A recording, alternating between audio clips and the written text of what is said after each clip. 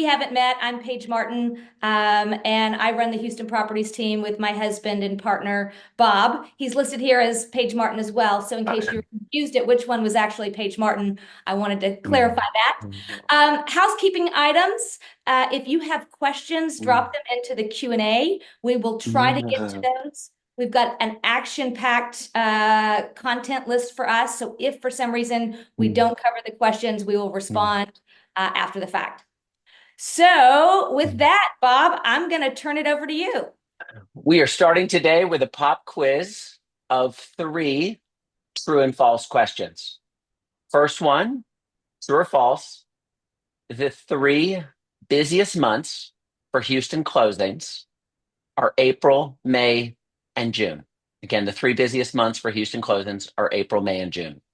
This is like going back to school and It's like going back to school.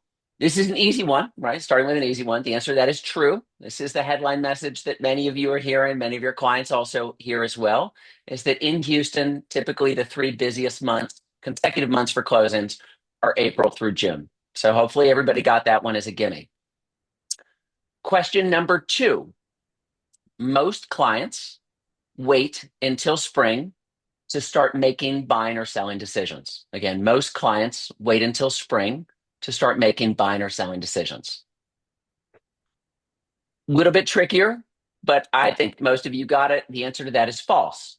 And one of the things, though, that you may not have known is that by spring, most clients have chosen their realtor. And in addition, people looking for the best real estate agent started peaking yesterday, and the highest search term volumes for that term run through March 3rd. So basically, after March 3rd, most people have chosen their realtor.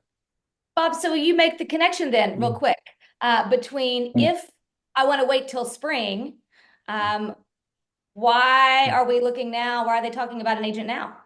Because for many people, they are preparing in advance. And that is exactly a lot of the secrets that we're going to cover today and how you can help your clients best prepare in advance. Other question, true or false? The best months for a buyer to buy is in April, May, or June. The best months for a buyer to buy is April, May, or June. The answer to that question is false, right? Because the best time for a buyer to buy is when they find the home that they want at the terms that they're willing to pay. And one notable item in Houston, Houston buyers on average spend about $11,000 more on a $600,000 home. They spend about $11,000 more in April to June than they do on a comparable home in January to February. So actually, there is a financial disincentive for them to buy in the busiest months of the year. So our goal for today is that we've heard from our team, and I certainly experienced it a lot when I was in production, was when you had folks say, "Hey, I want to wait till spring to get started. Whether I'm a seller or a buyer, I want to wait till spring." And our goal today is to retrain your brain that when you hear those words or you see that in writing somehow, some way, that you fire on all cylinders and say, oh my gosh, this is an opportunity for me to help those people make informed, wise decisions, right? Because when somebody says, I want to wait till spring, your natural response is, I'll just call them back in March. But what wait till spring actually means is, one, it means they're actually really not going to be in the market in the spring and their time frame doesn't matter. That's option 1. Option 2 is it's you, right? It means they either don't want to work with you because they have a relative or a neighbor or a friend, or representation simply isn't in the cards for them. And all of that is okay. Option 3 and 4 is where it really gets interesting. Option 3 is they have said, I want to wait till spring because they have made assumptions based on what they think they know about the real estate market, right? We started the first conversation here. The first question was, what's the 3 most consecutive months where closings happen? It's in the spring. So they're not misinformed, but perhaps they don't have the full story. and they may not Mhm. be ready to understand the importance of pre-planning. And then option four is there's a specific reason why they say spring. And those can be very reasonable and rational reasons. They also could be situations that they need guidance to actually help them understand what their perspective means on that time frame. And we're going to talk through some of that as we work through today. So wait till spring doesn't mean I'm waiting till April 1st. It actually could mean four different things. So I don't know how many of you all decided new year, new you, new waistline and signed up for some gym memberships. Um, the important thing about going to the gym, for those of you who are active in the gym, if you just start out lifting a bunch of heavy weights and you're a 48-year-old woman and you just go over to that weight machine and get after it, I'm not speaking from example or experience here, but your likelihood of being successful is pretty slim. And your likelihood of having a disadvantaged situation, like getting hurt, is pretty high, right? Because every trainer will work with you to understand that when you walk into that gym at the beginning, you need to warm up. You need to do some stretches. You need to get prepared. When you do your stretches and get prepared, then you are ready for the exercises that they're going to run you through. But when you come in cold, you don't get the real benefit. And in fact, you could have a huge disadvantage or end up not having the results that you want because you didn't do the pre-work. So when somebody says, I want to wait until spring, while that actually may be the right timing for them, your goal when you are helping your clients, and that is the only thing that we are here to do as a fiduciary, is to help our clients make wise decisions, is to see that phrase as an opportunity for you to lay the groundwork to help them be successful, regardless of what their time frame actually is. Bob, you want to chat a little bit about this beautiful iceberg? It is. I think, again, more than anything, this and the next point we're going to cover are about mindset. And when you hear the concept of wait until spring, think about it as an iceberg, right? That's what they say in the conversation. And what your intent is to figure out what's below the iceberg, what's below the waterline. And so, can I give you an example of that? Please. So, we have an agent who heard that. Client said, "Hey, I want to wait until spring." And the first part of the activity of I want to wait until spring is to listen. And our agent did a great job on the first round of listening on a phone call. And it was this person's going through a divorce. They thought that they would have more available funds in the spring, which is why they said they wanted to wait. And they would assume, because they hear the spring is busy, that they would have the best opportunity to buy. So, again, step one is listening. Step number two is also listening. And so our agent did an excellent job driving this to a Zoom conversation and listened a little bit more using her survey. And what she found out is that this person right now was going through this divorce and was living with their parents with two kids. So, Oh, for those of you that spend any time with relatives over the holidays, could you just imagine living with your parents as a grown adult for months and months and months and months and months, right? no. And in that listening and that self-discovery process is, right, the client was able to say is and recognize that that was not a situation that they want to be in. And every day that went by was a day that caused pain. And so, again, step one is listening. Step two is listening. Step three is education.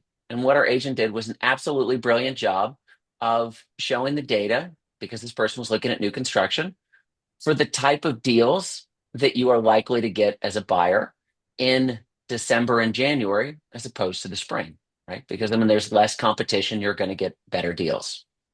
Our agent did a great job driving it from a call to the Zoom to an in-person meeting, saw some homes, and ended up finding a house that this person loved and saved about $15,000 to $20,000 on about a $350,000 home. Huge amount of money savings. Say $15,000 to $20,000 more than they would have if they waited until the spring. Bob, can I And just so, add on to that real yeah, quick? If your takeaway here is, oh gosh, well, great, they got a sale faster. That is not the moral of this story. The moral of this story is that the agent took time to listen, Mm. drive below the waterline to understand what was really important, and then was able to present information for that client to make the best decision for their household. And it worked out great that they actually saved $15,000 and were able to move sooner because the situation they were in was not ideal. Now, that same scenario can happen in the spring, but the point of the story is you got to get below the waterline. Again, one of the big tips here is prepare yourself in advance, right? The worst time to think about what you're going to say is in the moment that you're saying it. So if you train and prepare, when you hear the words, I want to wait until the spring, your first response is, sounds like you have a reason for saying that. And you lean into curiosity. Again, I'll give you one more example of this. Just happened this last month. One of our other agents heard this from a client, responded, responded again. First step is listening. Client said, hey, I've got to sell, I've got a house to sell. And so the reason I think I want to wait until the spring is because I don't want to carry two mortgages. And my assumption is that I would have to carry two mortgages for a whole bunch of time if I bought early, right? So that was listening part one. Listening part two, by our agent did a great job asking more questions. It turned out that this person really wanted a stress-free move. And in going through and finding that this stress-free process was important because of other things they've got going on in their life, they cared about getting a good deal. And so, as part of getting a good deal, they also wanted to make sure that they could personalize the house. So, this is again, you're peeling back layers of the onion under the iceberg, right? Hey, I've got two houses to sell. I don't want to carry it. Oh, actually, I do want a good deal. Oh, actually, I do care about a stress free house. Oh, I do care about this activity. And so, what our agent did was a great job. Is he then went to step three, which is education. And education is by asking some questions, he helped the client realize what an incredible pain in the behind it is to try to move out of one house and into another house on the same day or the same week, right? Because if any one of 1,000 things go wrong, that is an incredibly stressful process, right? Buyer in the house doesn't close, movers don't show up, there's any kind of delay, title, lenders, anything else. It's an incredible level of stress. Also, by going through the data, our agent helped the client understand that the best deals don't occur during the spring, right? On average, you're paying about $11,000 more on a $600,000 house. And the best deals come when you're willing to do some work. And so in this case, they had a great conversation and said, hey, I'm happy to personalize the house. I'm willing to take on a bit of the cosmetic work because fundamentally I'd like a good deal. And it turned out that our agent saved this client about $65,000 by moving in January rather than waiting until the spring, because not only was he able to use the data to negotiate well on the other side, but also by taking that time to personalize the house and get some work done, he was able to pick up, again, a really good value. And so that's the process of being able to ask more questions. And can I just reiterate what we said at the first example? The moral of that story is not they made a transaction or a sale sooner. The moral of the story is by asking the right questions and giving your clients time, energy, care, and then listening to then apply knowledge. That client made the best decision, and it was a life-changing decision for them that would not have been possible had they waited. One more tip on here, and I highly recommend that you write these three things down because this is going to help your client have some phenomenal self-discovery moments, right? Key questions are, why do you want to move? And again, the why question to be able to get into the underlying motivation is incredibly important, especially when you're dealing with families, because you'll often find that, right, the partners may or may not be on the same page on that. And by unpacking that question and going three, four levels deep, a lot of things come out. Question number two, right, by when do you want this move to happen? And number three is, right, what happens if you miss the deadline? And so if you think through the process of, right, why do you want to move?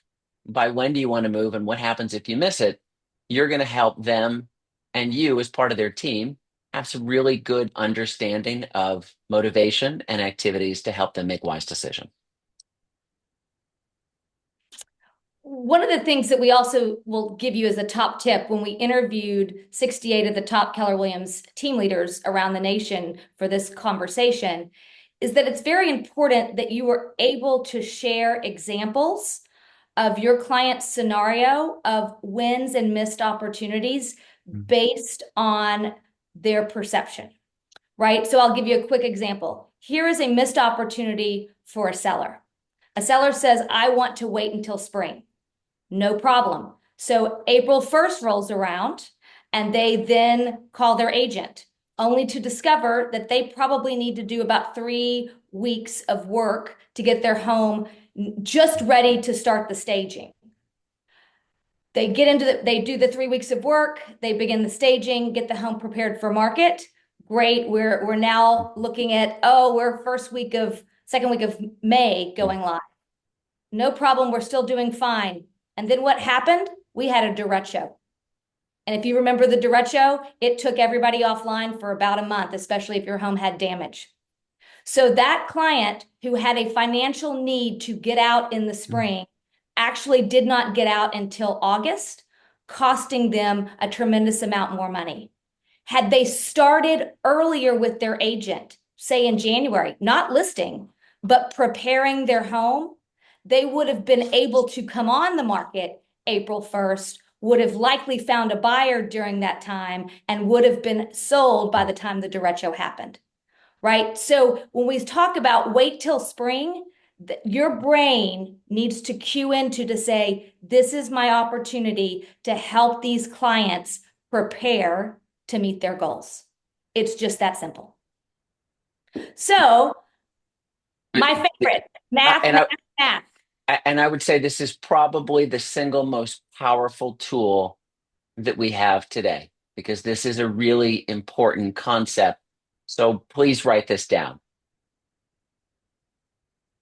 If you want to be moved in by May, what timeframes need to be met that buyer may not be aware of? Okay. First off, at the end, you're about 30 to 45 days to close. That's about on average. Okay. Number two, right? On average, it takes about 1 to 3 months to house shop. If you know exactly the neighborhood that you want to be in and you know exactly the type of house and you and your partner are aligned on that, it can be on the shorter side. For most people, they end up and they say, I want to be in this neighborhood over here. And they end up with something completely different because in going through the self-discovery process that they learn they want something different than what they originally thought.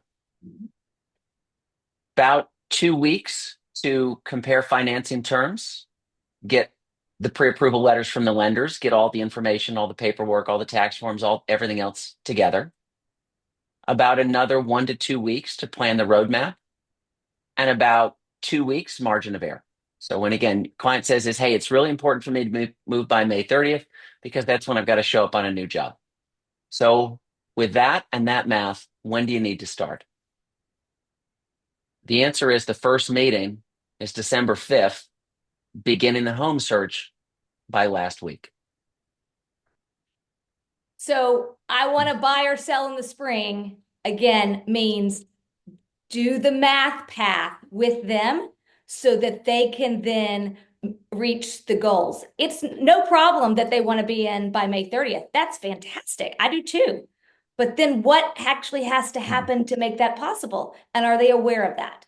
Because most people haven't done the math and they say, I want to be moved in by a date, but they don't realize in order to do it right and get the outcome that they want and not rush and not have a ton of stress, it takes a lot of time to prepare in advance. So let's do the same math for sellers. So great. You want to sell in the spring? That's fantastic. Pick a date. By what date? Fantastic. May 30th.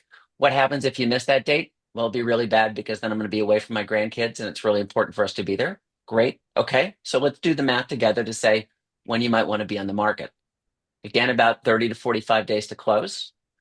average Houston days on market right now is 84. Obviously, you personalize that for their neighborhood.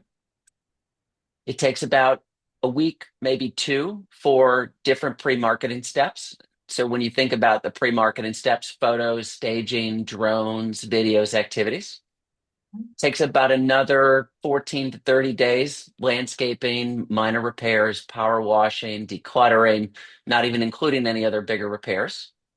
And then again, give yourself a 2 week margin of error because things like the derecho happen. And so when do you need to start in order to be sold and out of the house to hit your goal of May 30th? November 20th, right? Now, That it doesn't mean, right, if somebody needs to be sold by May 30th, you can't move this along quicker. But if you're doing it from start to finish, soup to nuts, and you're working with somebody that really want to take the time, this is the math path. it's one of the most powerful tools that you have because most people haven't done the math to realize if I needed to be out in the spring, I've really got to make some improvements right now. Tying into that for buyers, provide the market insights more than anything else. So you're able to show them when and how you get the best deals. Again, one of the most powerful things that buyers don't understand, because right, headline messages, oh, it's really, really busy in the spring. That must be a great time to buy. But most people don't realize that they're paying about $11,000 more for the same house than if they were able to move in a December or January timeframe. And as part of the data and as part of the trends, sharing that percentage of asking price, sharing the percentage of how many of those situations they have to compete is incredibly powerful because most people don't have that education. That's where you come in and can add a lot of value. For sellers, also market insights in terms of the seasonality, right? One of the most fascinating things is you, again, you have a seasonality chart for when the sales happen, but your powerful statement is in order to sell in April, May, or June, you started in November, you started in October, you started in January in order to have a sale that was the most advantageous to them and also didn't cause them a ton of heartache and stress because you had time to prepare and had time to plan. One additional example of this, and this is again another story from our agent who did a great job. Client originally said, "Hey, I want to wait until the spring." Right? First step, listen. Right? What are the assumptions? Right? Why did he say that?